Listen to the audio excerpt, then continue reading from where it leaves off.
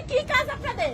আমাদের কাজ তাহলে এখানকার রানওয়ে কাজ। আমাদের কি কোনো জানের মালের মূল্য নাই? আমাদের অবস্থাটা দেখছেন আপনারা একটু? এটা কি আমাদের শাস্তি দিচ্ছেন আপনারা? আমরা কি আমাদের কি বিমানের টাকা কি কম নিছেন? না আমাদের কাছে পেমেন্ট পাবেন? আপনি সাধারণ পাবেন? আমাদের কোনো দাম নাই না। টেকনিক্যাল রিজনে ইয়া করা হয়েছে। এটা কি হচ্ছে? আচ্ছা ম্যাডাম আমরা আসি বলে আসি। এই যে আপনাদের সিনিয়র স্টাফকে কেন? দেখেন, এখানে সিনিয়র স্টাফ কোথায়? দেখেন কালকে থেকে আজকে পর্যন্ত তাহলে আমাদের কেন কোনো উনি খোঁজই আলাদা নেয় নাই। যাচ্ছে? কোনো কালকে থেকে এই পর্যন্ত কোনো খোঁজও খোঁজ নেয় নাই। খবর কোনো কিছু নিচ্ছে না বাংলাদেশ বিমানে। 8:30টায় ফ্লাইটের কথা, সেখানে 9:40 এখানে বিমান ছাড়ার পরে এখানে এসে নাগপুরে ল্যান্ড করছে। বলছে যে ওয়েদারের সমস্যা, কোনো ওয়েদারের সমস্যা না, আগুন জ্বলছে তার জন্য এখানে ল্যান্ড করার পর থেকে কালকে থেকে এই পর্যন্ত কোনো আমাদের খোঁজ খবর নেয় না। আমার বিমানের যাত্রীরা প্রচন্ড পরিমাণে অসুস্থ, তারপরে কোনো খোঁজ নাই খবর নাই। কেন এখন এখানে 2 ঘন্টা কেন ল্যান্ড করবে? কি কারণটা কি? কোন ধরনের কোনো ধরনের সুযোগ সুবিধা নাই, কোনো ধরনের সুযোগ সুবিধা নাই। আমরা কি মানুষ না? খেতেও দেয় নাই, খেতেও দেয় নাই। আমরা প্রবাসী বলে কি তাই বলে আমাদের সাথে এরকমটা হবে? আমাদের বাচ্চা কাচ্চা পরিবার রেখে আমরা এখানে আসি, পরিশ্রম করে, আমাদের কি কোনো দাম নাই? কেন বাংলাদেশে কি দায়িত্ব সরকারের কোনো কর দিতে নাই? ডক্টর উনিস কি করতেছে উনি? কেন এরকম করতেছে আমাদের সাথে? আমাদের পরিবারের সাথেও যোগাযোগ করতে পারতেছি না, এখানে না ওখানে না, কোনো খোঁজও নেয় নাই। কোনো ধরনের না। এয়ারপোর্টে বসে রাখছি। এখানে বাচ্চা অসুস্থ, মেয়ে মানুষ অসুস্থ, এই দেখেন আমার অবস্থা হলো কি হল? কি অবস্থা দেখেন আমার?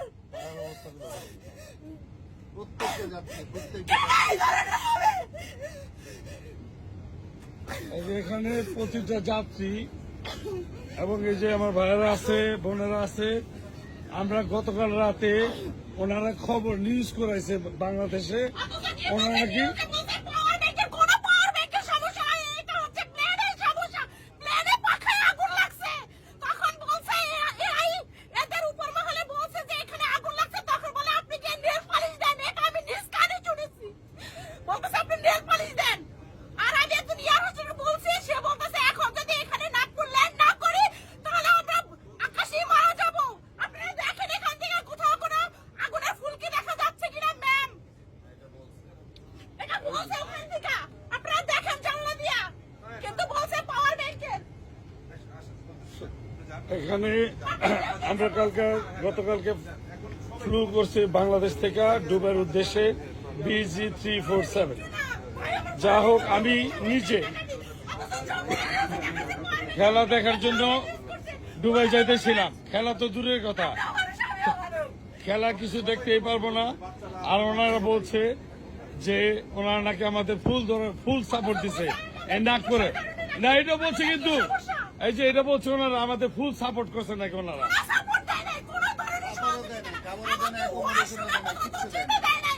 আমি নিজে মহিলা মানুষ নামছি, বলছে আপনাদের এয়ারলাইন্সের বলেন কি আমাদের এখানে কি ওয়াশরুমে পর্যন্ত দিতে দেয় নাই।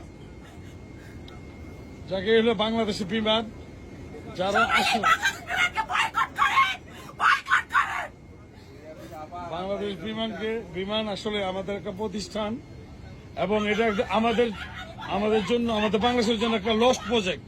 এখানে যারাই আসে তারা দুর্নীতি করে টাকা কামায়, টিকিট পাওয়া যায় না, টিকিটের দাম অনেক, তারপরে সার্ভিস তো নাই। এদের বিরুদ্ধে আমরা বিচার চাই।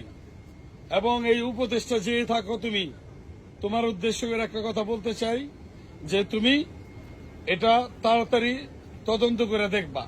কারণ তুমি যত বড় উপদেষ্টা হও, তুমি তো আর আমাদের উপর দিয়ে না, তোমার মতো উপদেষ্টাদের দেখার মতো ক্ষমতা আমাদের বাংলাদেশের জনগণের আছে। আমরা যে কোনো সময় তোমাদের মতো যে কোনো উপদেষ্টাকে দেখতে পারি। তো যাই হোক, আমরা এখনো এই রানওয়েতে বসে আছি নাগপুরে।